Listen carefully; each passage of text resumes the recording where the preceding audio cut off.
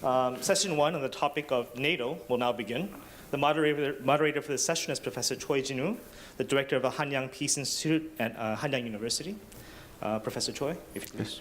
Okay, thank you. I'm very glad to chair this session with these all renowned people in front of you on such important subject like NATO. NATO may not be very famous in Korea and may not get very much attention in Korea, but its significance in world affairs is increasing, I believe. And it certainly will have some roles to play, not only in Europe, but also in East Asia in coming years. And as the panel description says, this year is the 70th anniversary of NATO. It was created and established in 1949, April 9th, I believe. I'm not sure though. And 70 years of sustenance is no easy feat for a military alliance in this international system of sovereign states. I think the average longevity of all military alliances that existed on the earth is something like 15 years. And there are many others who had shorter life in the history. Okay.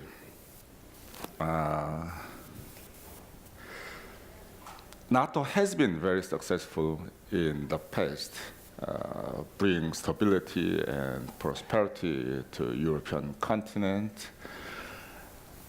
And it has been very successful in adapting to new environment since the end of the Cold War. It was created for stopping the Soviet power from expanding to Western Europe in 1949. But after the Soviet Empire disappeared into the history, it still survived and until today and play a significant role. Okay, but it also has a lot of challenges ahead, and it is facing a lot of new tasks. And the panel description addresses many issues like burden sharing and the Russian problem that gets more and more aggressive, and counterterrorism, cybersecurity, cooperation with countries like South Korea, dealing with the decline of U.S. leadership and commitment, and et cetera, and etc. And one thing that the panel description does not address is the China issue. I think this is the most important topic for discussing NATO in South Korean context. China is, as we all know, rising fast, and it brings about a lot of changes and challenges to our world. And I'm wondering, can NATO remain relevant in this volatile time where China is rising fast, not only in Europe, but also in world affairs as well. So I would like to hear something about the China issue from the panelists, if possible, in addition to the issues addressed in panel description. Okay, because we have only 90 minutes for this session, which is not very abundant for a discussion for this important topic. So I will skip the introduction of the panelists because you can read them in a booklet, and I think you know all the panelists because they are renowned people, as I said. Okay, I will give each panelist like 7 to 8 minutes for a talk for a first round. And then after the first round, maybe you could have a couple of minutes to respond to each other if you find any differences or any questions or any comments or whatever. And then we will open the floor and get some comments and questions from the audience. Okay. First, let's listen to Mr. Ian Anthony. Okay, go ahead. Okay, thank you. Well, I guess the task is to respond to a certain extent to your introduction. I mean, as you rightly say, NATO has existed for a very long time now, and I guess that is a testament to the flexibility of the alliance, which is really the place where European countries can coordinate their military policies with the United States and Canada.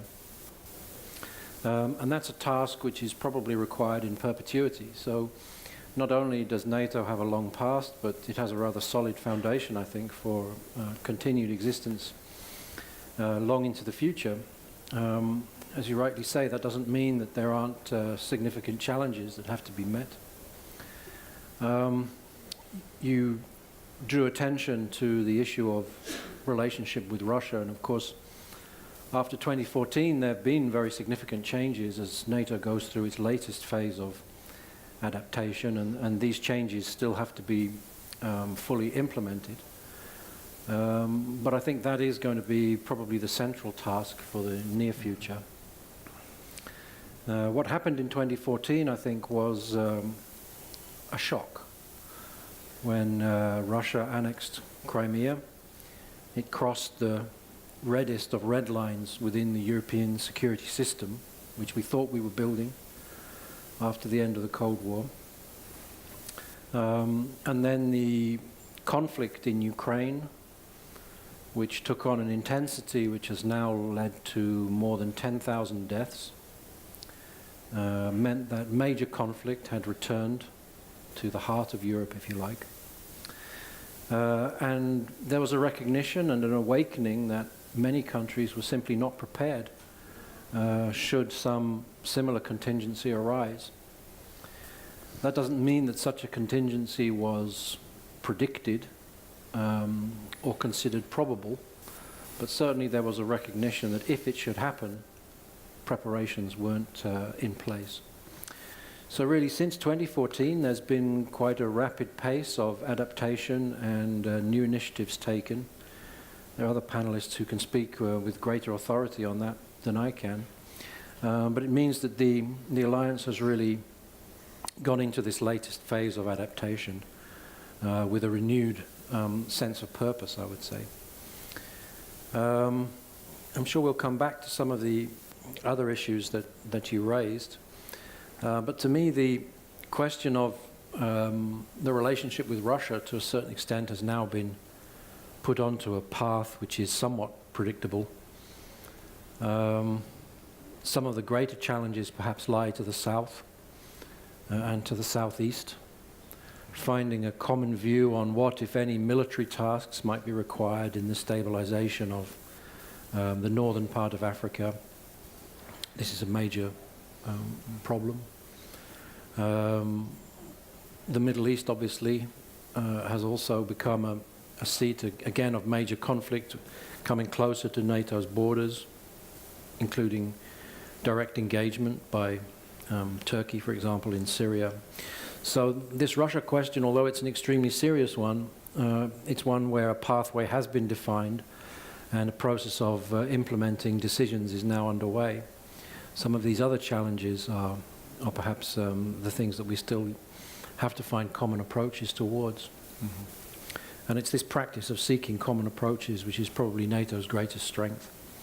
The coherence which can be achieved within the group of states that participate in the alliance is its major asset. So this is where probably the focus will have to lie. Okay. All right. Okay, next speaker, Mr. Pascal Boniface. Thank you, Mr. Chairman. Of course, as you have stated, NATO is very successful because it has been created 70 years ago. It's still existing and even stronger than at the beginning. And even the easy end of the Soviet threat has not put the end of NATO, but NATO is even stronger now than it was during the Cold War because NATO has new mission, new members. France is fully integrated in 10 years from now. And so it's a real stronger alliance. But nevertheless, we have some difficulties, internal and external. Internal difficulties, it's the way Trump is dealing with NATO because he's the boss of the free world and he has put into question the existence of NATO. So it was a shock for Europeans. And as Jan has stated, of course, the Russian attitude is also a big concern because it was a change of boundaries in peacetime and it's a first change of boundaries by force since the end of the Cold War. But I think that it's a paradox. We have now the Western countries, both European and USA, less relationship with Moscow than during the Cold War. So it's quite ironical to see that we had with Brezhnev stronger relations than we had with Putin. And I think that NATO enlargement has been a mistake because both Mitterrand in France and George Kennan in USA has warned against a too broad enlargement. And the result was tension and crispation from Moscow. And it's not to give an excuse to the annexion of Crimea, but it's to give an explanation. And we have collectively considering Russia as the loser of the Cold War and not as a partner in the New World Order. And we're still paying the price of this mistake. And one day or the other, we must resume new links with Russia. I don't know if the new Ukrainian president will be able to do it. But frankly speaking, it's a dream to think that Moscow will give back Crimea to Ukraine. Because first, the Crimean population will refuse to become Ukrainian again. And, and we have to deal with that. And of course, Moscow is a strategic challenge, but not really a military threat. The military budget of Russia is $60 billion. European NATO countries, $250 billion. And USA, $720 billion. So, of course, Putin is not a Democrat, his justice is under control, and so on and so on. But there is any chance to see Russian tanks arriving in Paris or in Berlin like we feared it could be the case during the Cold War. So we have to deal with a problematic Russia, but not a military threat as itself. The second problem is Trump's reluctance to adhere to NATO, to stick to NATO. But I think that the threat to give up and to pull out of NATO are not real because it's very in US interest to be inside NATO. And remember, in fact, Trump's threat is to ask to European countries to spend more on militaries. It was the same case with Mac Mansfield, a US senator in the 60s, who put an amendment every year in Senate asking to pull out American troops of Europe if European countries is not spending much money on military issue. And it's always the debate between burden sharing and power sharing. Because classically, Europeans are asking for power sharing and American for burden sharing. But in fact, when the NATO budget, it's roughly 1.6 billion, and US is spending roughly 400,000 million. So it's 22-25% of NATO spending. It's not so much. And if you look at the military exportation, It's 21 billions of dollars every year from US to European countries. It's only 2 billions of dollars from European countries to US.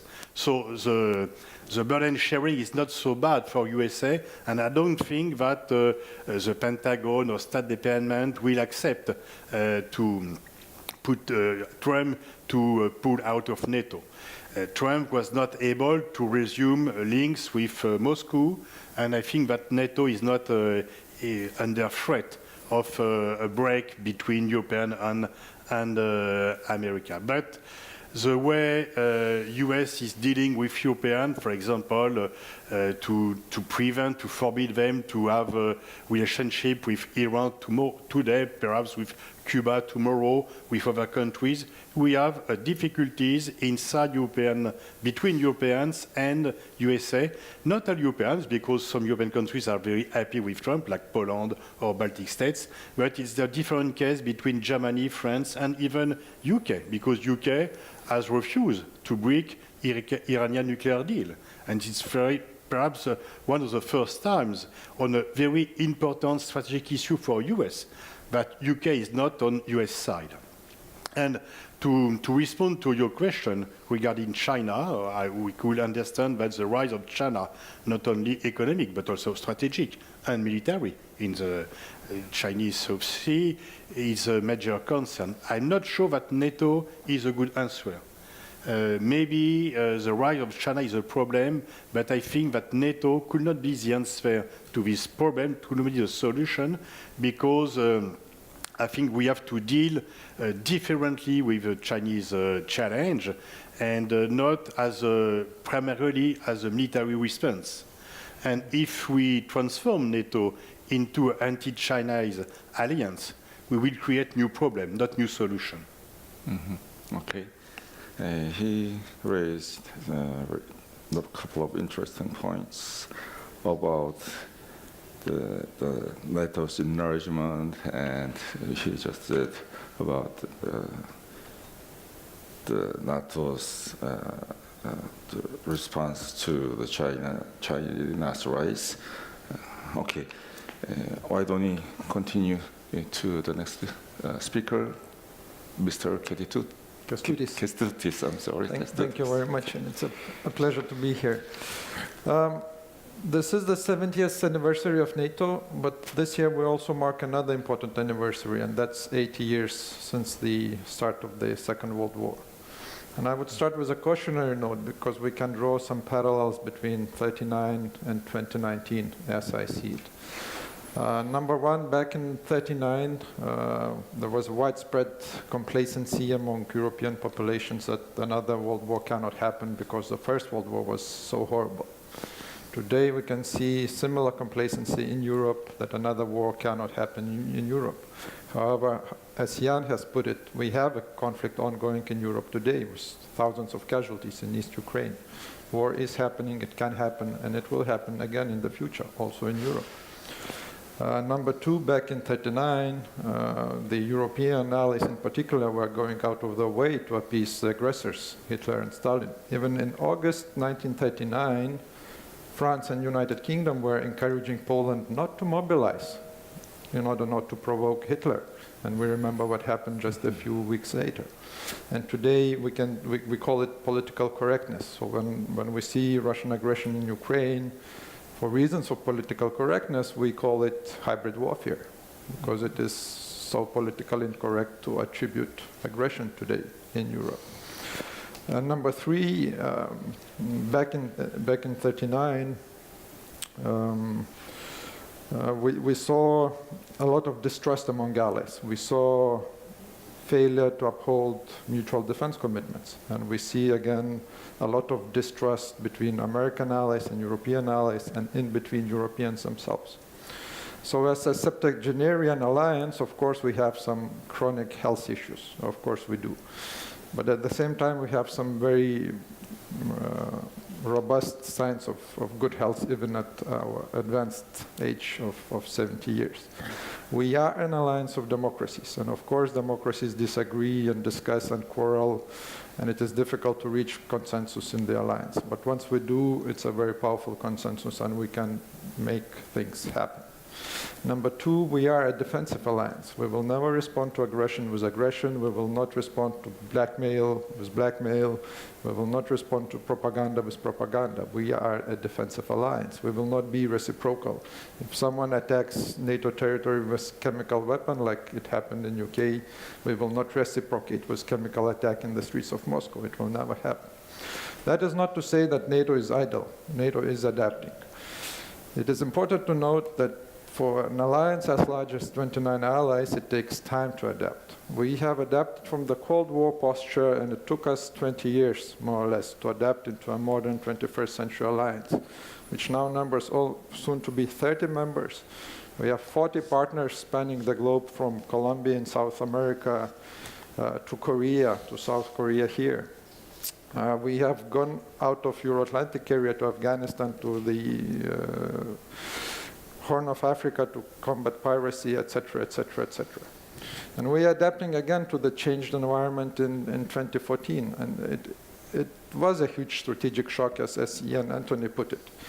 Why? Because it shifted the mindset of many allies from a mindset of discretionary era where NATO had the luxury to choose where to go, when to go, what to do, our crisis management operations outside NATO territory.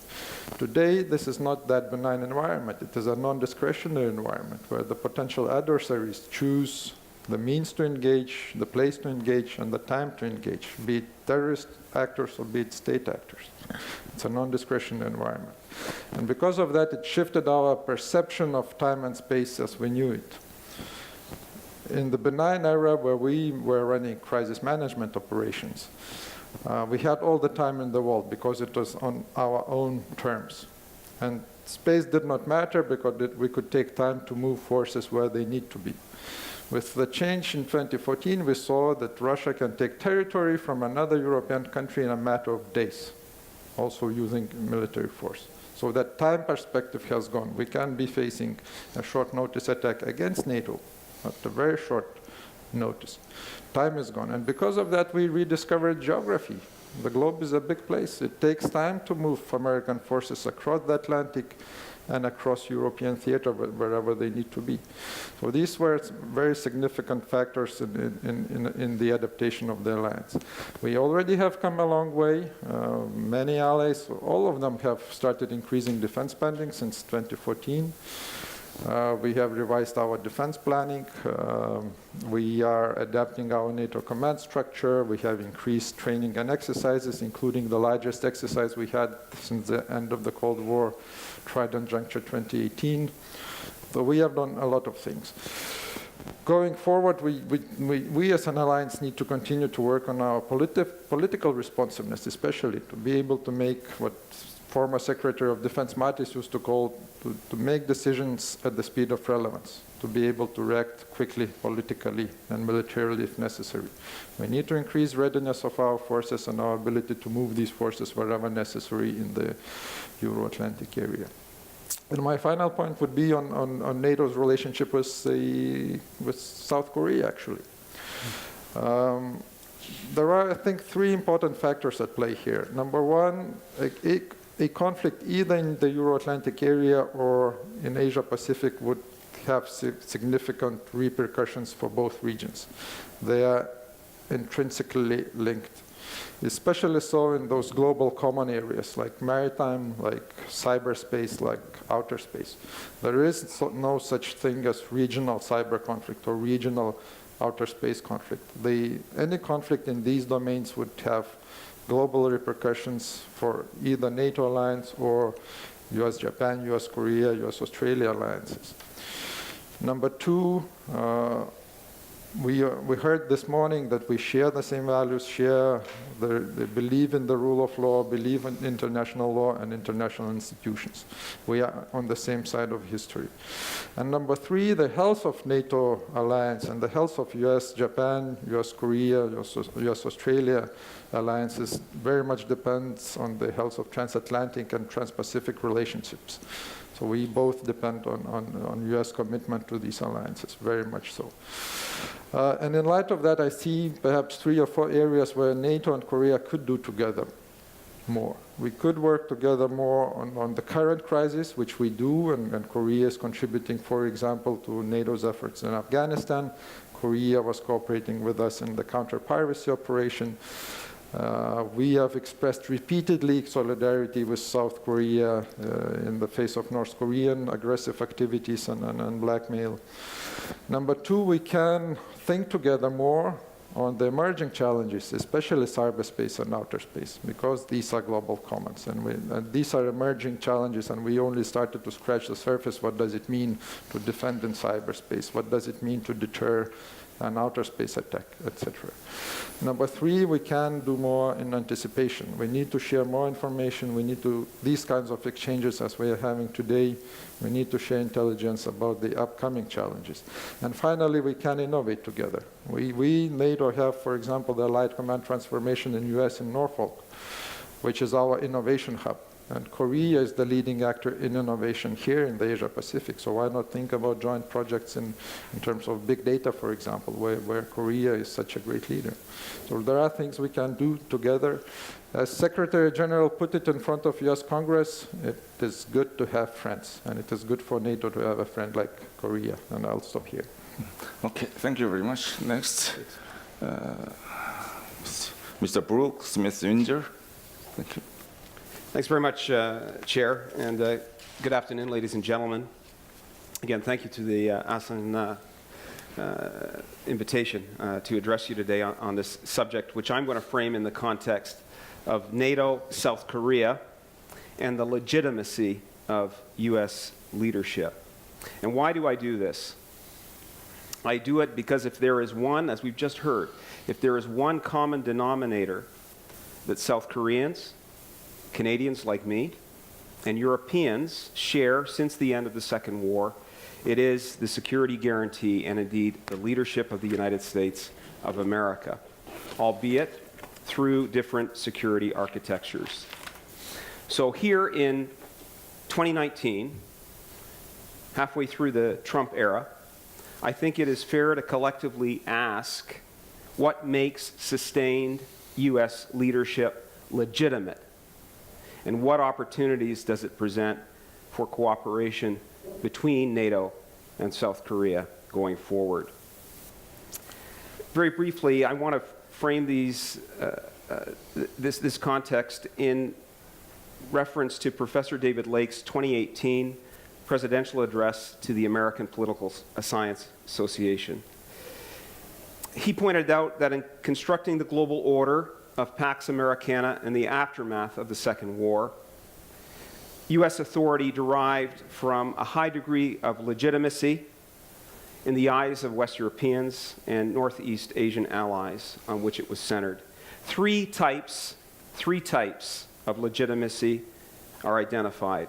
Principled legitimacy, shared values; performance or output legitimacy, mutual gains; and thirdly, procedural or input legitimacy, established practices of decision-making. Now, I would say encouragingly for 70-year-old NATO, as well as in these early days of the development of the Trump administration's Indo-Pacific strategy, which we were talking about earlier, all of those three components of legitimacy still appear to be intact. And I want to really run through those in short order, looking at NATO and the Indo-Pacific strategy in those contexts, and I'll conclude with some remarks about the future of the NATO-Korea relationship. First, to principled legitimacy. Principled legitimacy derives from shared values or norms through which the leader, the United States, promotes and followers accept a moral vision that justifies that leadership. Now, despite 2016 U.S. campaign rhetoric questioning NATO's worth, it can be seen in the U.S. national security strategy, for instance, that in reality, America has not shied away from the NATO alliance. We take, for example, the 2018 Declaration on Transatlantic Security, which reinforced those transatlantic values of democracy, rule of law, individual liberty. Furthermore, the very title of a free and open Indo-Pacific strategy also, I would suggest, leaves no question as to the principled approach intended to drive it forward. This includes freedom of the global commons, respect for sovereignty, as well as fundamental civil rights and individual liberty that the U.S. is on record of saying it wishes to jointly uphold in this region and with global partners such as South Korea. Second now, to performance legitimacy or output legitimacy. It refers to an acceptance of a state's leadership by others, an acceptance of U.S. leadership in exchange for gains from cooperation enabled by the leader and to the benefit of all. And in NATO, yes, Trump has been the quintessential deal maker as he is. The message to Europeans has been clear. If America continues to underwrite your mortgage through the U.S. security guarantee, you better make your monthly payments with increased defense spending. And Europeans have responded, in fact. The trend in defense spending is now upwards. According to Janes, 24 of the 29 NATO members increased their defense budget in 2018. And Americans have not abandoned Europe. For example, in Poland, the U.S. leads one of the 4 multinational battalion battle groups as part of NATO's enhanced forward presence to deter Russian aggression. Or consider the 2018 decision to establish Joint Force Command Norfolk in the United States to refocus NATO on maritime security in the North Atlantic, again in the face of the Russian challenge. And when we speak of performance legitimacy in the context of the Indo-Pacific strategy, the words coming out of the State Department are equally clear. And I quote here, the United States is committed to growing our presence in the region because we want Americans and all peoples here to share in the economic growth of 2040 and beyond. And the U.S. military commitment to the region is similarly positioned as a collaborative endeavor with like-minded states like Korea. Thirdly, procedural legitimacy. This refers to putting in place and respecting accepted fora and practices of decision-making to establish checks and balances on the great power or the leader, the United States. As has been mentioned, in NATO, consensus-based decision-making still reigns supreme. And the alliance member states have been careful to conduct negotiations with the United States behind closed doors largely, not through public tweets of Twitter in response to the U.S. president, and this to respect traditional methods of diplomacy. And in the context of the Indo-Pacific strategy, the U.S. administration has in fact not shied away from advocacy of multilateral approaches to decision-making.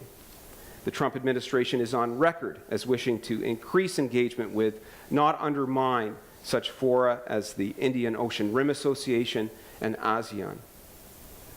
Which brings me to my closing point about where might the future interfaces or relationship of South Korea and NATO cooperation be going forward.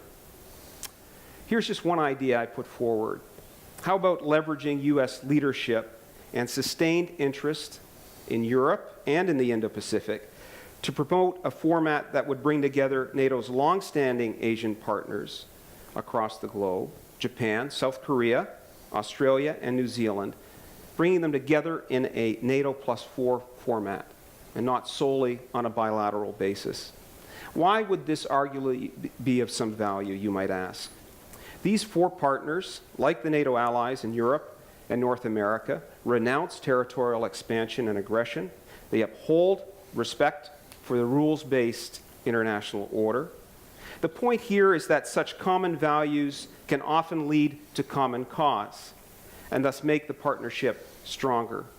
And NATO as an organization or an organizational dynamic is an important player in terms of establishing a set of functions that are not found in Asia, not even in the most defense-oriented multilateral forums such as the East Asia Summit or the ADMM+.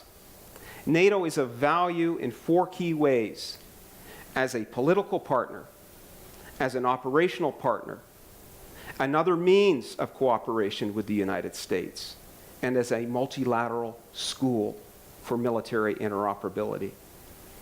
A multilateral relationship between NATO and its 4 Indo-Pacific partners would give the latter arguably a dynamic to construct a cooperative security regime based on collective actions to leverage NATO's 4 key strengths, as I've outlined. Over the last 70 years, Europe has indeed benefited a great deal of NATO's 4 strengths, creating a stronger overall Euro-Atlantic community for defense and security than if each European member had only a bilateral alliance with the United States. So a NATO +4 dynamic could conceivably help to do the same for South Korea. The bilateral relationship, of course, remaining paramount with the United States, but this does not indeed diminish opportunities to be looked for with respect to multilateral fora to leverage the benefits of U.S. leadership with others. Thank you. Okay, thank you. Last but not least, former Ambassador Vershbow, please. Well, thanks very much. It's good to be here. I regret NATO isn't as popular as the ROC-US alliance or the Japan-US alliance, but I'm glad that we have the opportunity to talk about the alliance. And I'm going to be a little less optimistic than Brooke here, as the only American on the panel. But first, looking back at NATO 70 years, it is indeed, as all the commentators keep saying, the most successful and longest-lasting alliance. I think it's definitely a result of the fact that NATO has always been more than just a military alliance. I mean, its political role, even during the Cold War, I think shouldn't be underestimated in creating stable relations among its own members, making war unthinkable in at least Western Europe, and laying the foundation for the extraordinary process of European integration and the establishment of the European Union. NATO also showed its adaptability by not going out of business, as some people suggested, at the end of the Cold War, but transforming itself into a vehicle for overcoming the wider division of Europe, represented by the Yalta system, and laying the basis for a Europe whole and free. Not quite complete. Russia is now an outlier, but I don't agree that NATO enlargement was a mistake. This is also the 20th anniversary of the first round of enlargement, and equally important, the 15th anniversary of the second round of enlargement, which included the Baltic states, which showed that there was no red line at the borders of the former USSR. And let's remember as well that when we began this process of enlargement in the 90s, the strategy, and it's still the vision, is to make Russia an integral part of a united Europe and a strategic partner through a variety of means, including the NATO-Russia Founding Act and the NATO-Russia Council. Partnership seems a long way off into the future, but nevertheless, it is still, I think, a valid long-term goal. But we have to deal with the here and now, and we're dealing with a revisionist or even a revanchist Russia that wants to redivide Europe. And there are legitimate questions about whether NATO is up to meeting the Russian challenge, as well as meeting the many other threats along NATO's borders. I think NATO has made a lot of progress, but now with the election of President Trump, we face an unusually strong internal challenge, namely uncertainty about U.S. leadership, with a president who doesn't have any real understanding of history, no appreciation certainly of the role that NATO has played in securing peace and prosperity for the United States as well as for all the allies, a president who does view NATO in largely transactional terms. It's kind of a protection racket in which we provide the security and allies are supposed to pay us. And he has indeed focused almost exclusively on this issue of defense spending as a percentage of GDP. Until allies pay us what they owe, he's going to continue to view NATO as a bad deal for the United States. And we can't just assume that this is rhetoric, given that there are reliable reports that he's even asked questions about leaving NATO, which unfortunately under our Constitution he could do without congressional approval. Now, that being said, so far the President's bark has been worse than his bite. He may consider NATO obsolete and a bad deal, but his administration has pursued policies that have actually continued and in some ways strengthened, improved upon the policies of the Obama administration. And indeed, as others have said, NATO has gone back to basics since 2014 and restoring its defense and deterrence posture against an aggressive Russia. And the U.S. has actually increased its military presence in Europe. It's increased funding for the European Deterrence Initiative.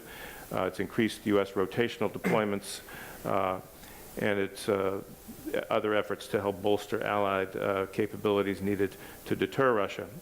The U.S. was the architect of some of the key initiatives at the Brussels summit last year, including the so-called 430s initiative, in which NATO allies have pledged to deploy 30 brigades, 30 air squadrons, and 30 surface ships able to mobilize in 30 days or less. Now, I would say that there's a lot of good news on the ground, and there's this paradox between the President's own views and his administration's policies. The question is this too good to last? You have to, first of all, assume that we're not necessarily halfway through the Trump era, as much as I hope you're right in that regard, but the President could be reelected. And I think there'll be a continuing challenge to demonstrate to this highly transactional President that it's in U.S. interest to stay engaged with NATO as it has done up till now. And I think business as usual is clearly not going to be sufficient. And that applies not only to the allies, but I think to NATO's partners as well. So my view, and I always say this to NATO audiences, is that the key thing is just let's figure out ways to do more to demonstrate that NATO is still working, that it's still relevant. And that applies to NATO's primary challenge in dealing with the Russians, but also to the many other challenges that NATO needs to at least contribute to, if not address directly. So let me give a kind of a to-do list, and then interested in others' reactions.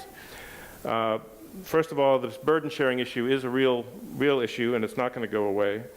And while aggregate defense spending has gone up, there are still some significant laggards, including major allies like Germany and Italy, which doesn't get as much criticism as from the President, but also is close to 1% rather than moving towards the 2% goal.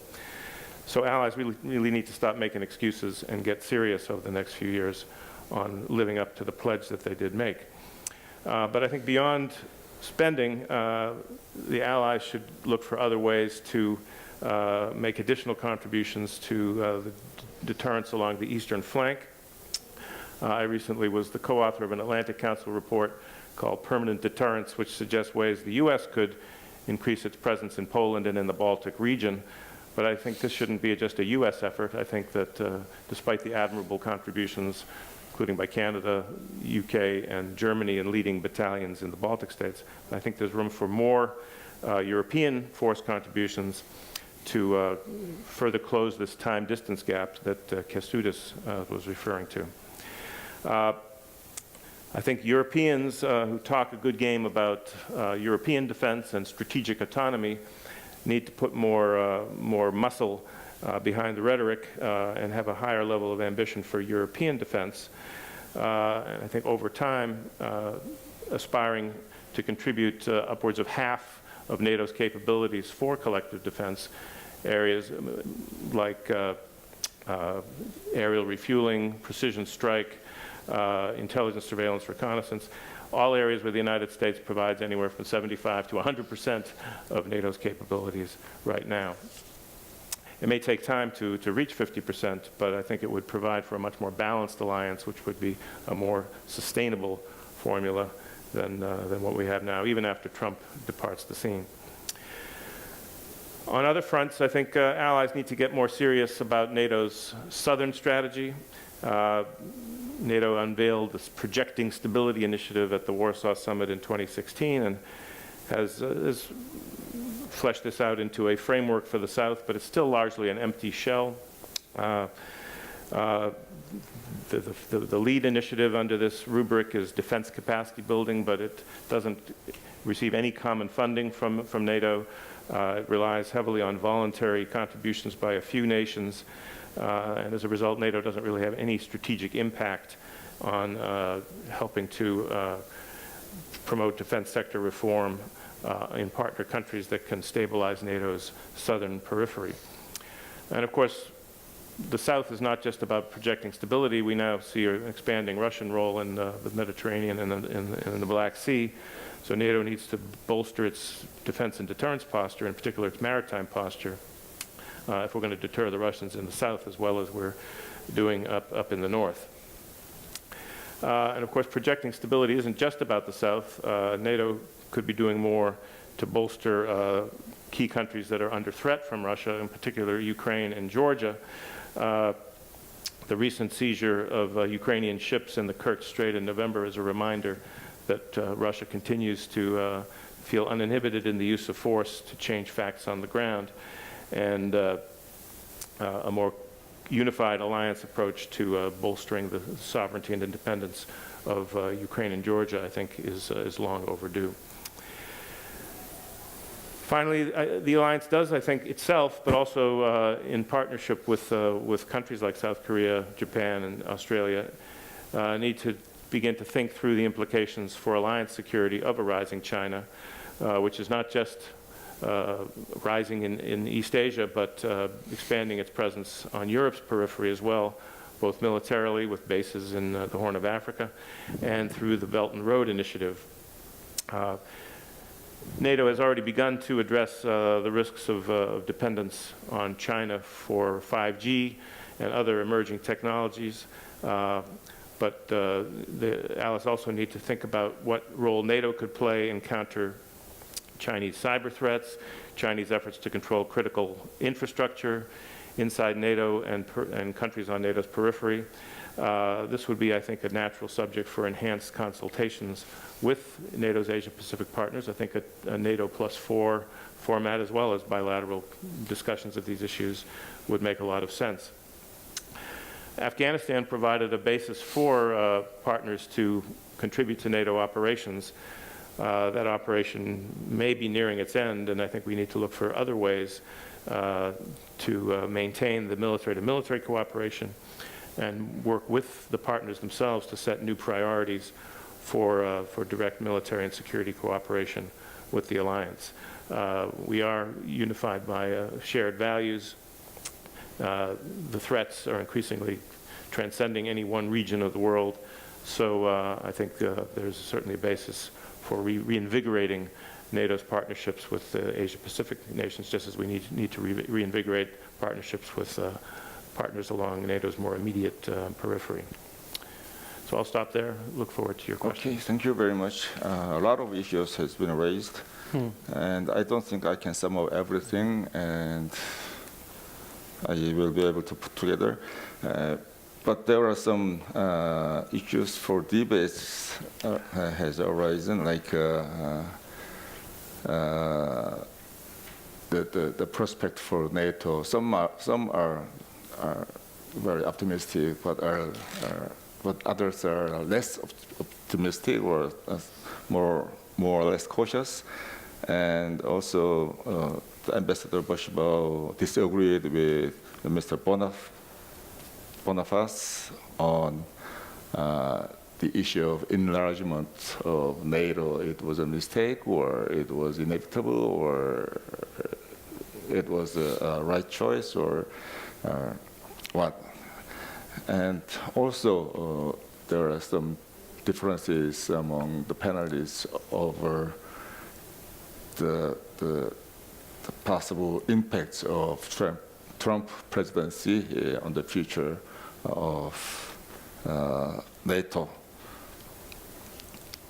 And I also would like to another point, which is related to the NATO's basic function. I think it was created for the purpose of deterrence to Russia, but as many panelists mentioned, the secret to NATO's survival or development is its resilience. And well, the resilience is a good thing, but the function of NATO has expanded not only geographically from original members to new members, it is reaching, out of area mission, and that is a resilience, and that provides the NATO with this vitality these days. And NATO has expanded its task into the area of crisis management. So now the function of NATO can be divided into two parts: deterrence, mainly against Russia, and crisis management in out of area. And it could be a good thing for NATO to have more tasks to deal with. But to what extent? I mean, to what limit? Geographically and functionally? Isn't it going to be a sort of overstretch that could strain the budgets and the personnel and even the shared values and everything? So, okay, now let's go for the next round. It doesn't have to be in the order of the list. If anybody of you want to speak first, okay, Mr. Boniface, and then. Sure. I just want to respond to Mr. Paulauskas on some issue. I think it's very wrong to make a comparison between Putin and Hitler. I'm sorry, but this kind of comparison is not reasonable. Putin is probably a strong man, he is authoritarian, he is not Hitler. He has not for program to make a show. I think it's a real mistake to make this kind of comparison, because Hitler is unique in history, and I think it's even an insult to Hitler victims to make a comparison between Hitler and Stalin and Putin. Second point, NATO is a defensive alliance, but to my best knowledge, Kosovo war was not, we were not attacked by Yugoslavia. And we have decided to make a war for some reason, but it was an offensive war without any UN green light and without being under threat by Yugoslavia. And once again, I don't think that we are under the threat to be attacked by Russia tomorrow on one night, and Crimea is really an exception. It's not a precedent. First, because Putin is clever enough not to take the risk to attack European countries, but he has no the tools to do it, because he is he's a leader, a strong leader of a weak country. Only $60 billion of military expenditure. So even if he has the choice, even if he has the willingness, he has not the means to attack us. And in fact, the threat for NATO is disarmament. As a body, NATO wants to survive, and as internationally or not, the temptation to create threat, to justify his enlargement, and to justify his survival. And I think that we have, once again, we are in a disagreement on this point, but we have made a mistake with Russia in the 90s and the beginning of this century by enlarging, contrary to our pledge to Gorbachev, enlarging NATO, and it will be another mistake to do the same with China. Mm-hmm. Okay. I mean, Pascal, you know perfectly well that no such pledge was given, so I'm not sure why we need to go around that block. I think the enlargement was certainly not a mistake. It was an important element of consolidating democracies in Central Europe. EU enlargement, yes. Both enlargements. And in fact, if you look at what happened in the 1990s, as a process of enlargement, the promises that were made to Russia were kept. NATO did not significantly expand its military infrastructure into Central Europe. That's something that only began, in fact, after 2014. And the primary focus of enlargement in the 1990s was to consolidate democratic control over the military, to make sure that practices were in place so that parliamentary oversight would be ensured.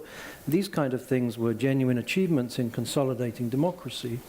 And the idea that somehow military infrastructure was projected to the east is simply a Russian narrative that we should contest. We shouldn't simply continue to repeat a narrative which is simply not true. Anyway, I'm not sure we'll get much further with this discussion, but I think some of the points that were raised about the to-do list can in fact be combined. From the perspective of European countries which are seen to be lagging behind in meeting their commitments, there needs to be a narrative about why that's in their interests. And the ideas of making a stronger contribution to deterrence and promoting strategic autonomy are probably arguments that should be made, not simply because they're in the interests of Washington, but because they're in the interests of the European countries to do these things. So the real choice, I think, is as the investments become possible through increased spending, what are the priorities going to be? Will they be near-term priorities to do things in the here and now with equipment that can be bought tomorrow?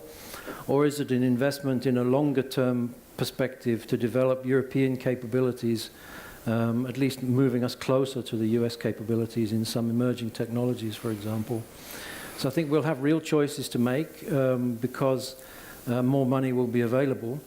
But the way to frame those choices is probably to emphasize this strengthened contribution to deterrence, which I think from a European political point of view can't mean nuclear deterrence. It has to mean other types of contributions to deterrence. And the question of building strategic autonomy. I would also say that in terms of the very long list of things that need to be done, we should also take into account that none of this is a set of tasks which NATO has to take on alone. For the last 5 years, I would say, the change in the atmosphere and the building relationship between NATO and the European Union has been really quite remarkable. And so when it comes to things like cyber issues, but also thinking about China, that's probably something which needs to be seen in that context of the cooperation between these institutions. It's been quite remarkable in the last couple of years the way attitudes to China have changed very quickly. Until a couple of years ago, the rise of China in Europe was seen almost universally as a benign and positive thing. It was really not challenged from the point of view of its impact on security or global stability, I would say. But that's changed very much in the last 2 years. And if you look at the recent documents produced by the European Union, for example, the communication which was discussed by the Council a couple of weeks ago, they also really talk about China as a challenge. And they define in that document legislative responses, such as strengthening controls on exports of technology to make sure that they're screened against security concerns, strengthening scrutiny of investments in critical infrastructure, strengthening protection against other types of direct investment, including scrutiny of the so-called Belt and Road Initiative. And because of the way this document is framed, all of this is likely to lead to legislation in the coming years. Well, I think 3 years ago that would have been almost unimaginable. So the narrative about China has changed very much in Europe. And I think this could be a very constructive area for dialogue, of course, with Asian countries, including South Korea. First of all, to improve our understanding of what's happening in China. We still need to know a lot more and a lot more detailed, granular information about what's happening. And secondly, to think about what appropriate responses would be. And it may very well be the case that very little of that has to do with military responses.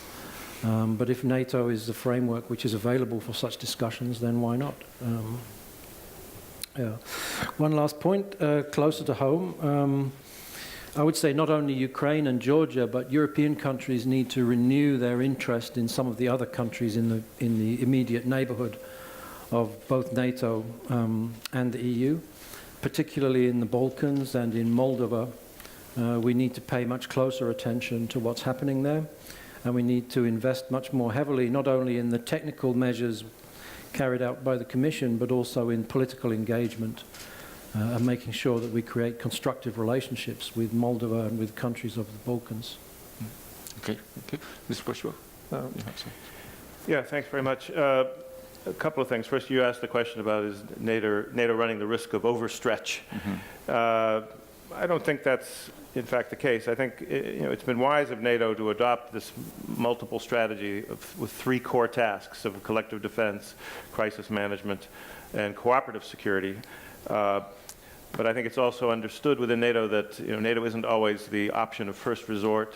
It's actually important that NATO have a stronger strategic partner in the European Union, which has its own methods and mechanisms for crisis management, and in some cases may be the better choice, as we've seen in particular in Africa, where NATO, beyond some of its partnerships with the North African countries, doesn't do all that much.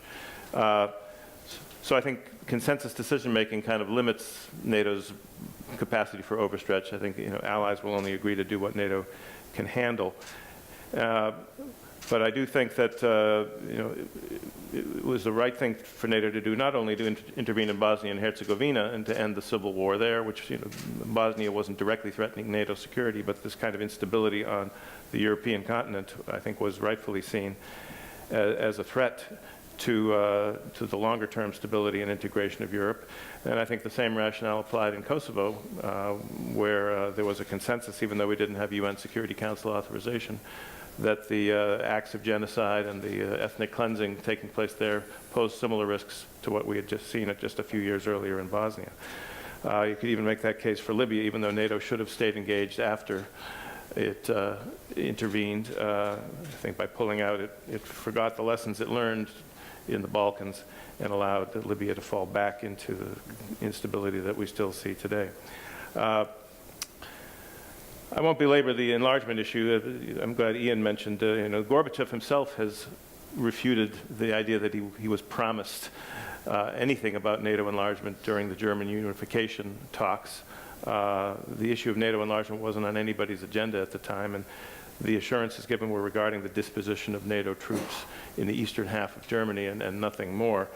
But as I said earlier, I think we made a very sincere effort, which worked to some degree for many years, even after Putin took over, to have our cake and eat it too, to have an expanding NATO, but also to have a strategic partnership with Russia. That said, I think the Bush administration did not prepare well for the 2008 Bucharest summit, in which it, I think, prematurely pushed the issue of membership action plan for Ukraine and Georgia, which they may have been deserving of that, but without lining up the other allies before that summit, without having a parallel Russia strategy as we had in the first and second rounds. I think we sowed the seeds for a lot of the trouble we've seen with the invasion of Georgia in 2008 and the invasion of Ukraine in 2014. We can't completely discount a Russian threat to NATO itself. Yes, they're not looking for a major war with NATO. They are deterred, I think, by the forces we have now and the improvements that are underway. But we can't completely exclude the possibility in a crisis of some kind of limited territorial grab, using some of the same techniques they used in Ukraine with little green men and cyber attacks and financing of fifth columns. There's evidence that these things are happening in the Baltic states. Just at the time of the Wales summit, they kidnapped an Estonian border guard on Estonian territory. The Russians don't have any inhibitions about this sort of illegal behavior. So deterrence of Russia is important, but we have to be a multifunctional alliance. We can't be completely Russo-centric. It's important that we pay equal attention and devote significant resources, more significant than we're devoting now, to stability along the southern periphery of the alliance. That's important both to counter the threats themselves of instability, failed states, terrorism, and radicalization, but also to keep the alliance unified. If the southern allies think NATO is neglecting their major concerns and is totally centered on the Russian threat up in the north, you'll have a risk to alliance cohesion, which is sort of our number one asset. And I hope the southern allies need to figure out what they want to do in the south, and then the northern allies and the transatlantic allies need to put more muscle into the NATO southern strategy, as I mentioned earlier. Kestutis. Yeah. As a product of NATO enlargement, I cannot not to react to the comments by Mr. Boniface. Look, I think that enlargement was the most successful policy that NATO has ever instituted. It brought peace, security, and stability to a vast area between the Baltic Sea and the Black Sea, by far. And there is an element in contradiction in your logic saying that Crimea is an exception while enlargement was a mistake. The reason Russia has not tried major land grab against the Baltic states or Poland is because they are part of NATO. And what we have seen Russia do was Georgia, Ukraine, Moldova, countries that are not part of NATO, that are just partners of NATO. I've never compared Putin to Stalin or Hitler. What I compared was European complacency we saw in '39 and that we see today. We have been constantly surprised. In 2008, we did not expect Russia will intervene in Georgia militarily. In 2014, no one expected Crimea. In 2015, no one expected Russian intervention in Syria. We keep getting surprised by opportunistic approach that we see from Russia. Of course, we're deterring successfully a major conflict, and I hope we will continue to do so. But as Ambassador Vershbow put it, there are other ways, mischievous ways they can employ against the Western alliance, and that is the key point. A word on Trump. There is a silver lining. I don't know if it is a causal relationship, but the Trump phenomenon did contribute to the increase in defense spending, especially in Europe, because there was that sense of foreboding, what if US withdraws from NATO? We need to take more responsibility. I quoted Secretary Mattis. He said very wise words to NATO's defense ministers. He said, the Americans cannot possibly worry about the security of European children more than the Americans. The Europeans have to worry about the security of their own children. And that is the point we need to remember. On China, we, NATO, don't have a China policy yet. And if you have listened to Secretary General's speech to the Congress, that was the one interesting omission. He never mentioned China. He covered the broad agenda that we have, but not China. Why? Because we don't have yet a common agreed policy or position on China, because there are different views among allies. Allies are discussing China, of course, but the jury is still out there. What will that policy be? It is very hard to say at this point. There are risks associated with China, but there are also opportunities, and many European allies especially see opportunities for greater cooperation rather than competition alone.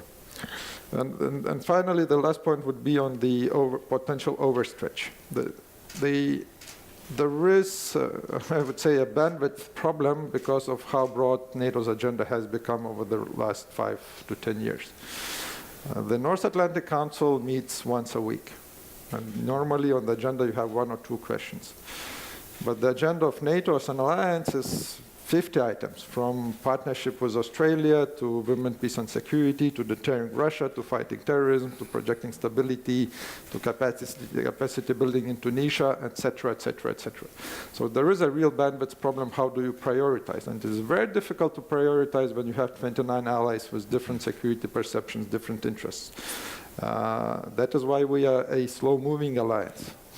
That is a problem we cannot avoid. But once we get to that consensus, then we're able to act. Mm-hmm. Okay, thank you. Brooke, do you have anything to say? Let me just pick up on 3 points. First is returning to the China question, the NATO-China question that's been raised. I'd agree wholeheartedly with Ian that really it comes down to a question of threat perception among Europeans. And up until very recently, most Europeans that I interact with, I would say, preferred to view China or rising China as a market, as an opportunity, rather than a strategic competitor going forward. Now we've seen, as I say, some change in this regard as of late, whether we're talking 5G or otherwise.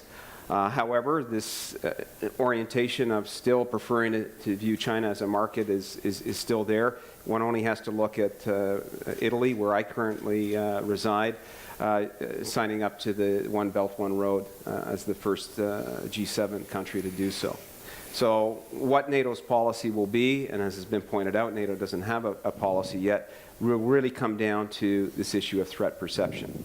Now, what has happened on a positive note in recent years is that there has been some interaction, of course, between NATO and China. We can look at points of reference to the counter-piracy mission in the Gulf of Aden, where Chinese assets were operating, alongside NATO's mission there.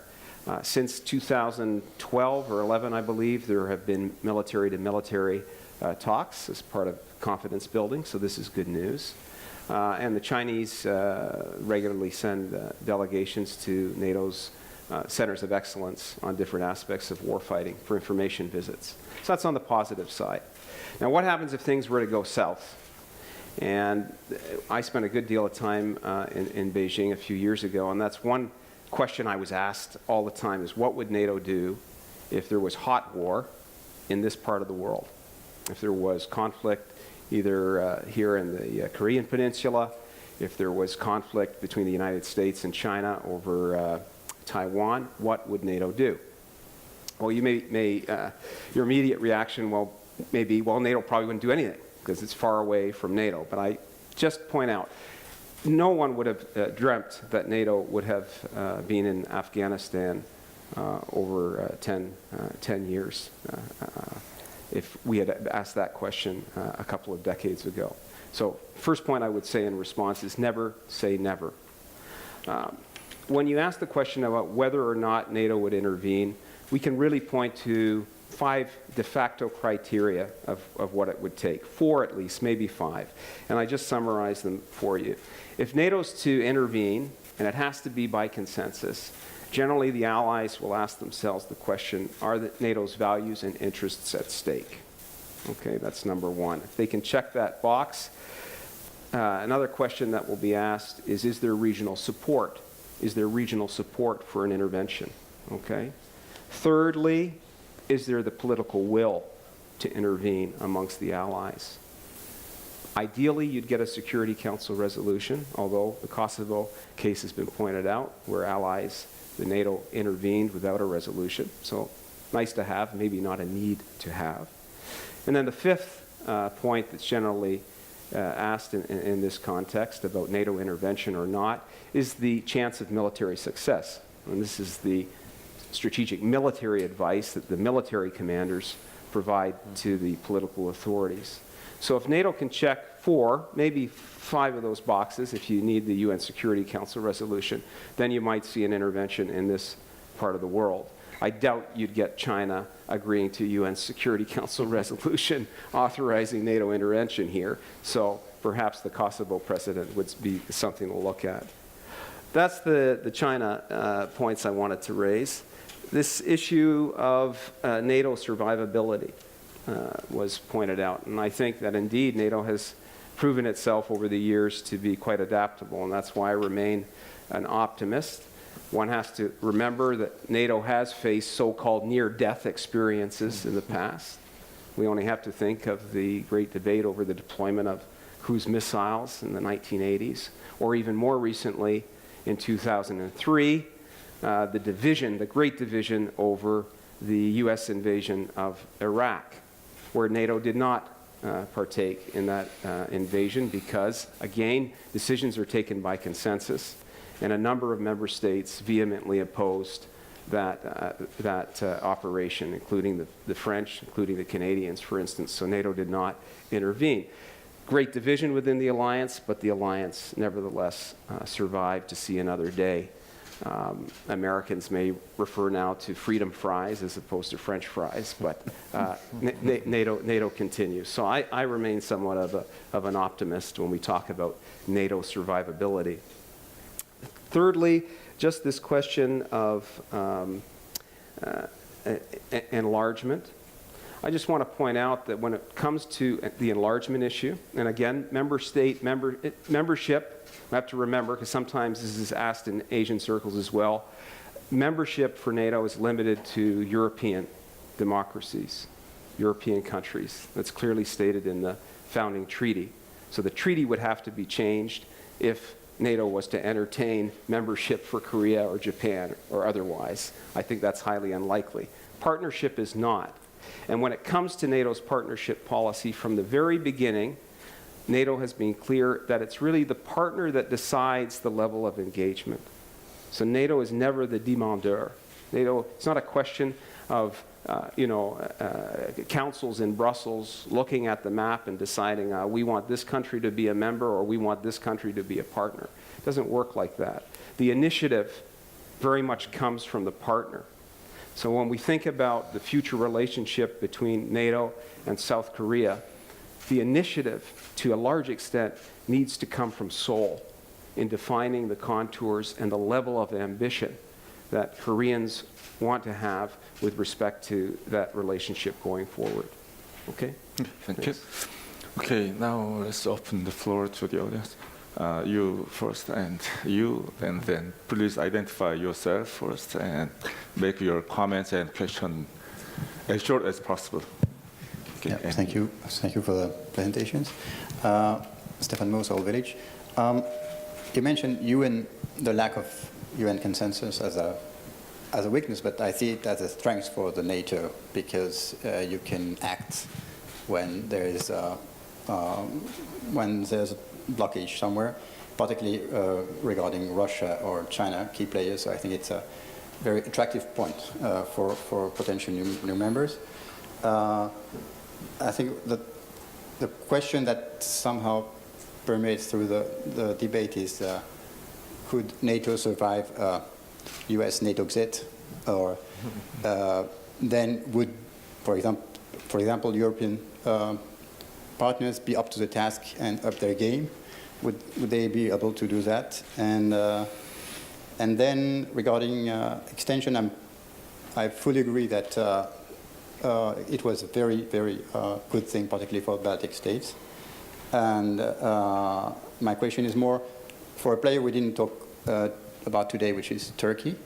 It's a very significant move. So it's a key European player. It's also a player which is evolving. And I wanted to have your feedback about how you feel about the role of Turkey. It's the return on experience and maybe a SWOT analysis about it. Okay, why don't you collect all the questions first and then collectively respond? Okay. Yeah, and then. Thank you. My name is Olga Krasniak, Yonsei University. I'm a researcher of diplomatic studies and foreign policy, but I'm Russian, so it explains why I'm here.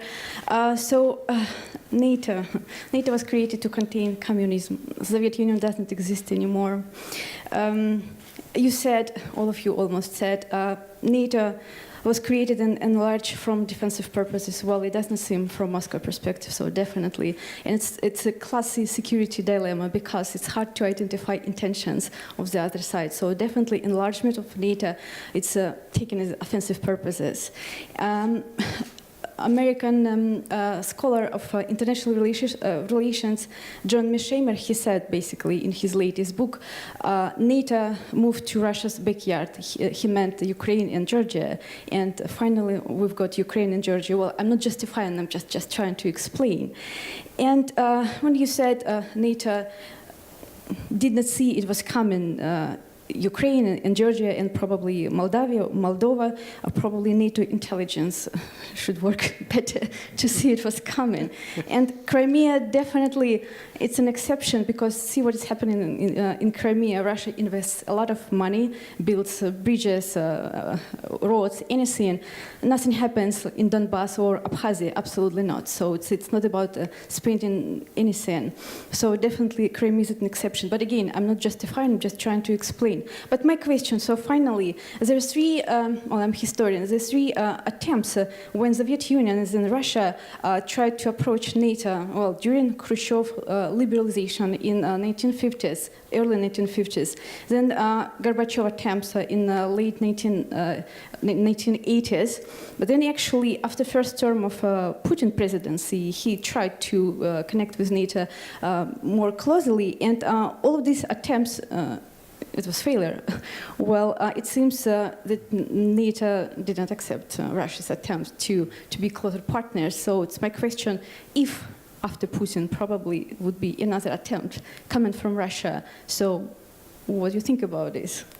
Okay, thank you. Gentlemen. Good afternoon, everybody. I'm Ambassador of Georgia here in the Republic of Korea. Thank you so much for the insights regarding raising up my country's issues. I think that this is very important to speak about the enlargement because my country is passing the very historical pages about this issue. But I will put as a comment what, from the South Korean perspectives, what is happening on our part of the world and why the NATO enlargement is very important for Moldova, for Ukraine, for Georgia right now, because we are doing so much to get there and to put our reforms on this benchmark where our democratic societies are. I think that NATO, first of all, this is the institution, this is democracy, this is not only the security. I would like to emphasize this issue, and the countries like us, this is very important to be the part of this institution. And what we are doing after the collapse of the USSR, this is that we have the closest partnership between the NATO, and I think that one day we will become the member.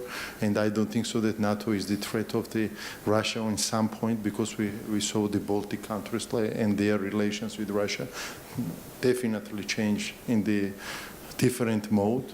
While it was before, we can say some days after the collapse of the USSR. But I would like to say on the other side, which is the South Korean Republic's perspectives, because the Korean Republic is putting a lot of investments in our part of the world, especially starting from the recent administration's move in connecting the Central Asia and beyond the Central Asia and diversification of the routes. Meaning the One Belt and One Road initiative. And I think that from these perspectives of the Eastern Asia, it's very important to have the stabilized partners.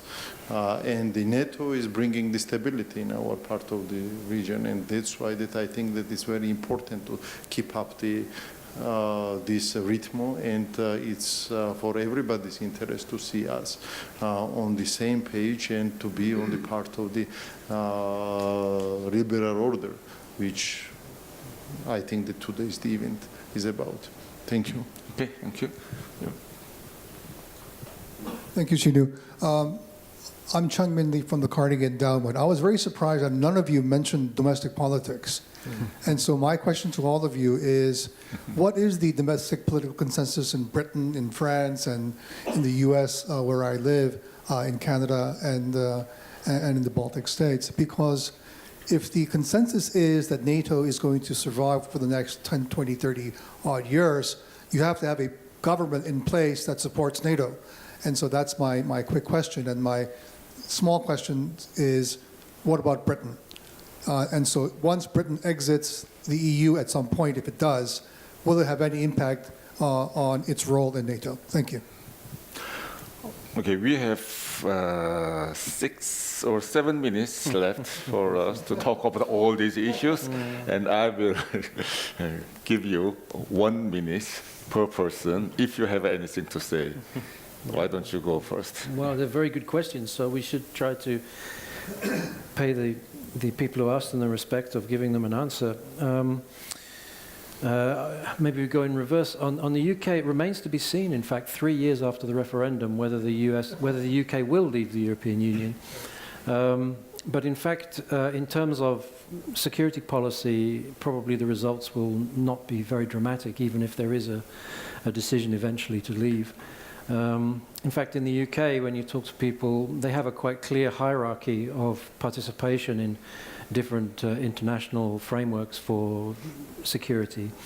The UN Security Council as a permanent member, NATO, various bilateral arrangements, particularly with France, but also with other countries, and some of the smaller groupings which are now being created, for example, in the Northern Europe, are all considered to be more significant than the common security and defence policy of the EU.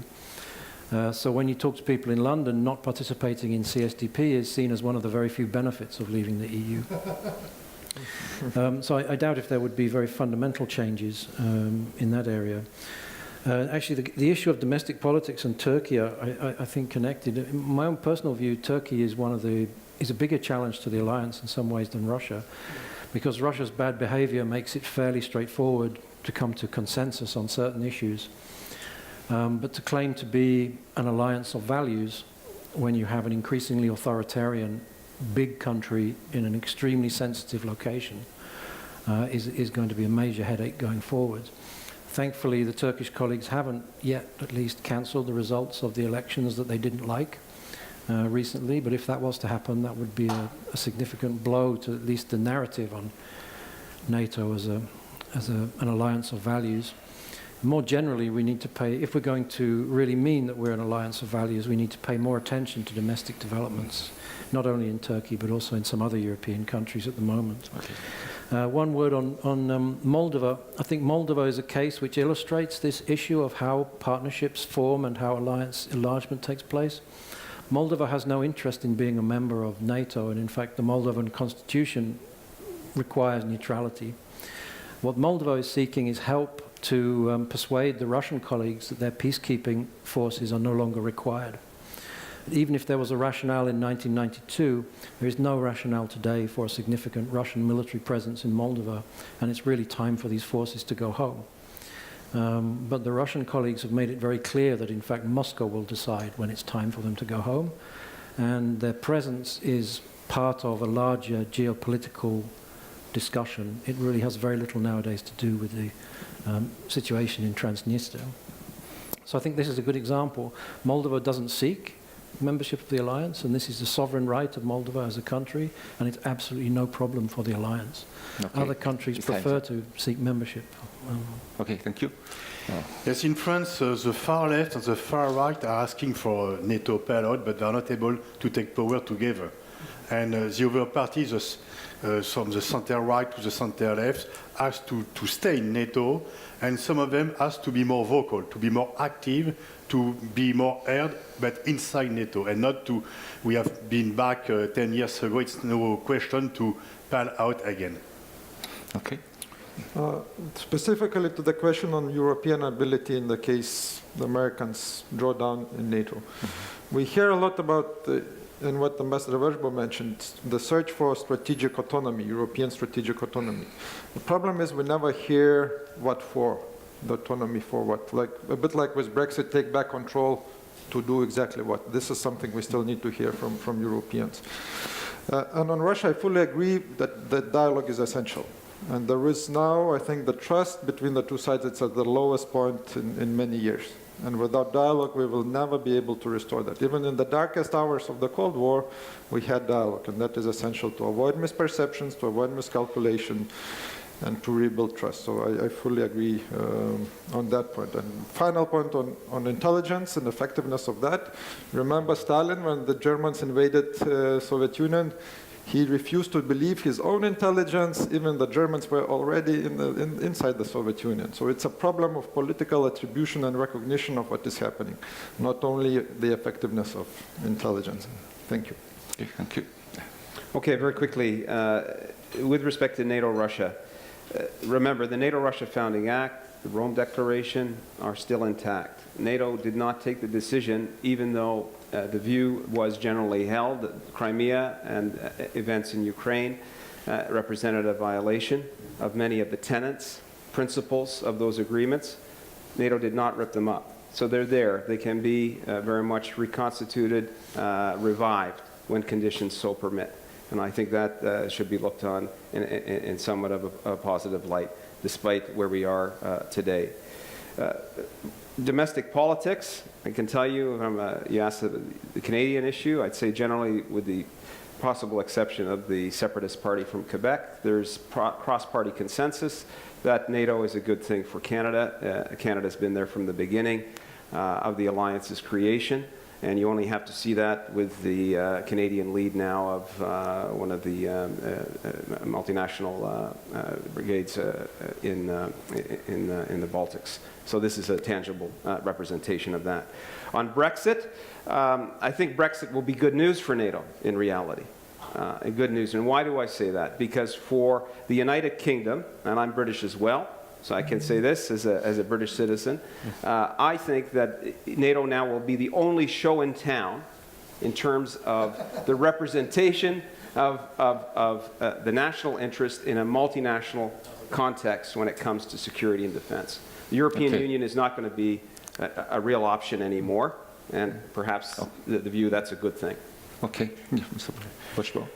Okay, on could NATO survive without the U.S., I think it's very doubtful. But I don't think the worst case will happen, but Europe needs to up its game just in case, put some substance behind European defense, and that will actually convince the U.S. to stay on board. On Turkey, very challenging situation right now, both the erosion of support for Western values in Turkey, also this very concrete issue of the Russian S-400, which is simply incompatible with Turkish acquisition of the F-35. This is not a bluff by the U.S. Either Turkey will have S-400s or F-35s. It will not have both.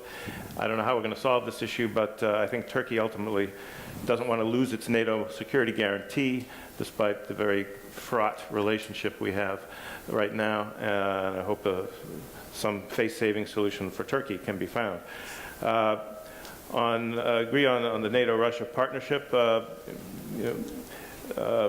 If Russia gets back into compliance with the principles of the Founding Act, which are the same principles that Russia helped write into the Helsinki Final Act in terms of respect for the sovereignty and territorial integrity of states, peaceful resolution of disputes, then we can envisage a kind of a renewal of NATO-Russia partnership, and I would very much like to see that. I helped negotiate the NATO-Russia Founding Act. I feel very sad that it's under challenge. But I think Russia has to start looking more objectively at NATO. And it's interesting that the Russian military deployments on its western frontier went down after NATO enlargement round 1, went down after NATO enlargement round 2 to the Baltic states. This is through Russian official data provided in the CFE framework. So Russia didn't at the beginning see a military threat. NATO didn't deploy substantial combat forces or nuclear weapons. I think it's in President Putin's interest now to create this bogeyman of NATO as a tool of domestic political control and as a justification of efforts to subjugate countries like Ukraine and Georgia to Russia's will. We have to see this as what it is and stand up for Ukraine and Georgia. And in this regard, I would say that it's in South Korea's interest, to support Ukraine and Georgia as well. These are not faraway countries of which Koreans know little. The whole future of the international liberal order is very much on the line in Ukraine, especially with Russia waging active war in eastern Ukraine, even though it lies about it. There are Russian troops there, and the separatists are fully armed, trained, financed by Russia. The latest state-of-the-art Russian weaponry is deployed in eastern Ukraine in the hands of these alleged separatists. So the international order is very much at stake if Russia gets away with what it's doing there. And the same applies to Crimea. It may not be resolvable in the short term. Russia is investing a lot in terms of infrastructure. But the takeover was illegitimate, the referendum was illegitimate, and I think ultimately as Ukraine succeeds, and this is where Korea has an interest in seeing Ukraine succeed, Russia will see that there is a better alternative for Russia itself. Consolidation of democracy and reform in Ukraine will ultimately set a good example for Russia itself. Okay, and then they'll realize that they need to give back Ukraine to the Ukrainian people where it belongs. Okay. 2 years ago, I read an article on New York Times which says that, I think it was Donald Tusk, who is the president of the European Council of the European Union. He said that Europe is facing several threats. First one, Russia. Second, China.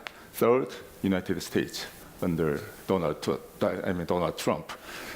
And Professor Lee Jung-min from Carnegie Mellon just raised another challenge that Europe is facing domestic politics.